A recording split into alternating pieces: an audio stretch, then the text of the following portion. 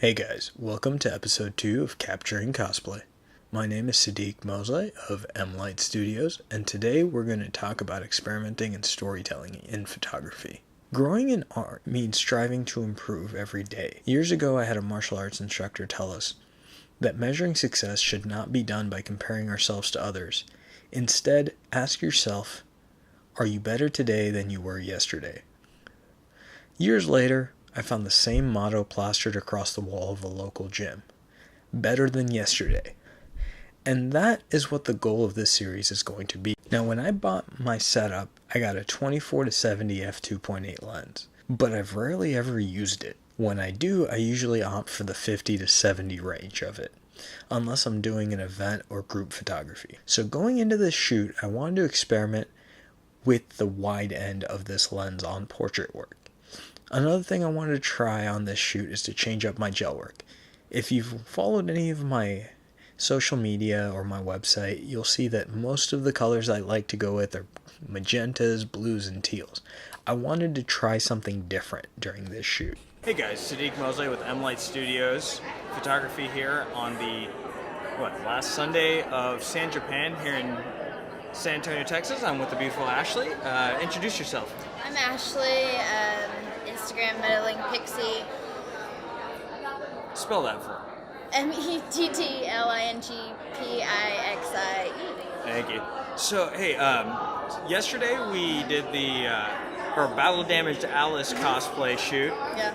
It was really awesome, by the way. Did you make that yourself? I actually got the dress online, but the wig was put together by me and all of the makeup and cosmetics were. That's awesome. That was really cool, and thank you for letting me work with you. Yeah. So her cosplay was really amazing. I'll put up the shoots on my Instagram and web pages later, but we ended up forgetting to do the interview because,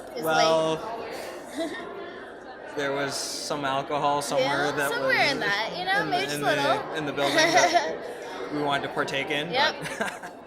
But, but for reals, thank you for letting me shoot with you. Yeah, awesome. absolutely. So you did the makeup yourself. What inspired you to make that?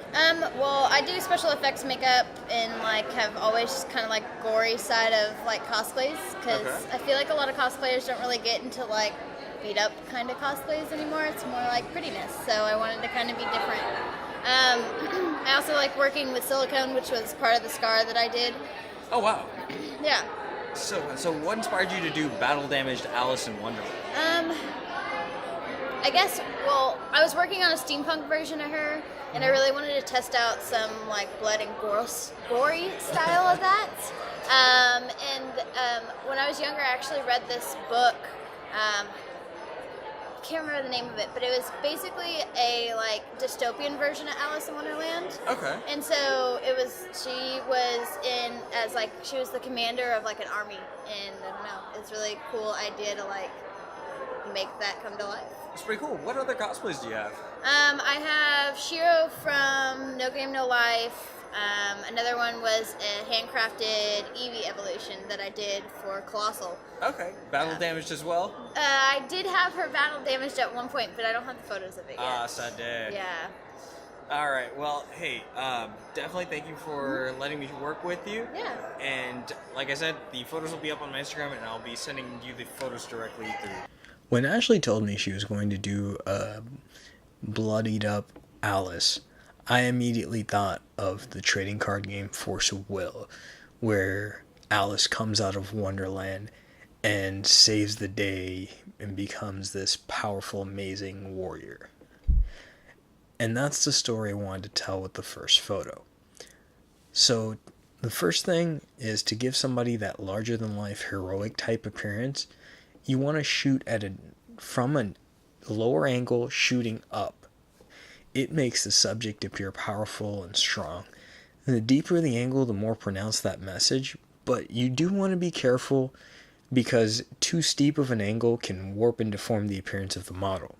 The second image, we had Alice retreating, and so I wanted to send that message through this shot, so I moved up to a higher angle. Just as low angles give the power and strength appearance, higher angles shooting down have the opposite effect and give an appearance of lack of power in some cases. Technique to get the viewer to focus on your message is called framing. You'll notice that both the first two images has a pillar of the balcony and the roof of the balcony, creating a partial frame around Ashley.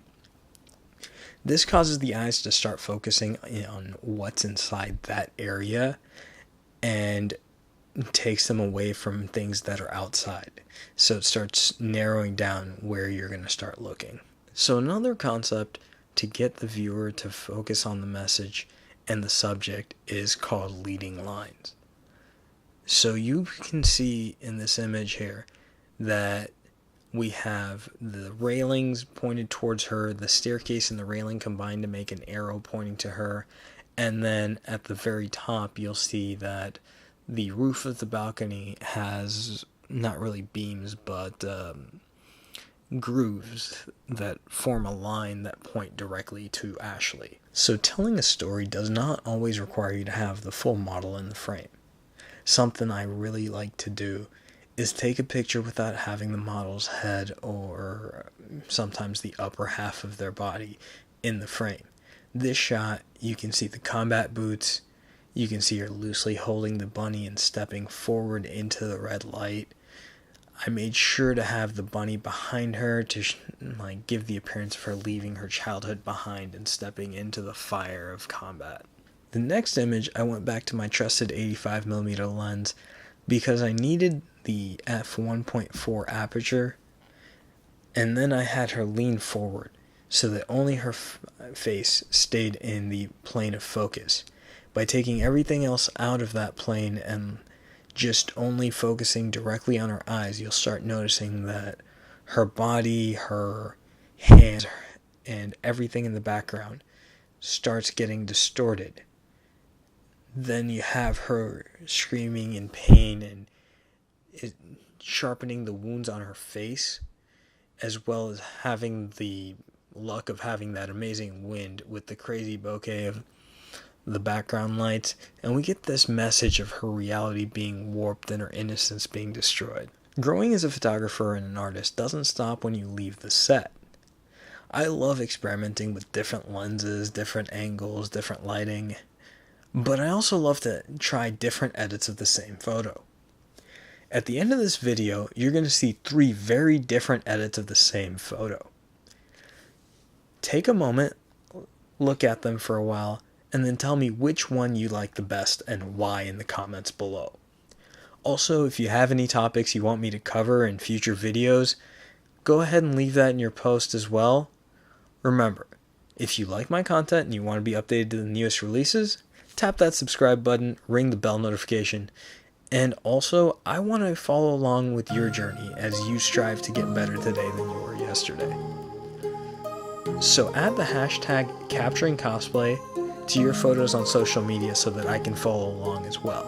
Finally, go check out my Instagram and Facebook. I'm under MLight Studios. Go ahead and hit the subscribe buttons and follow buttons on there as well.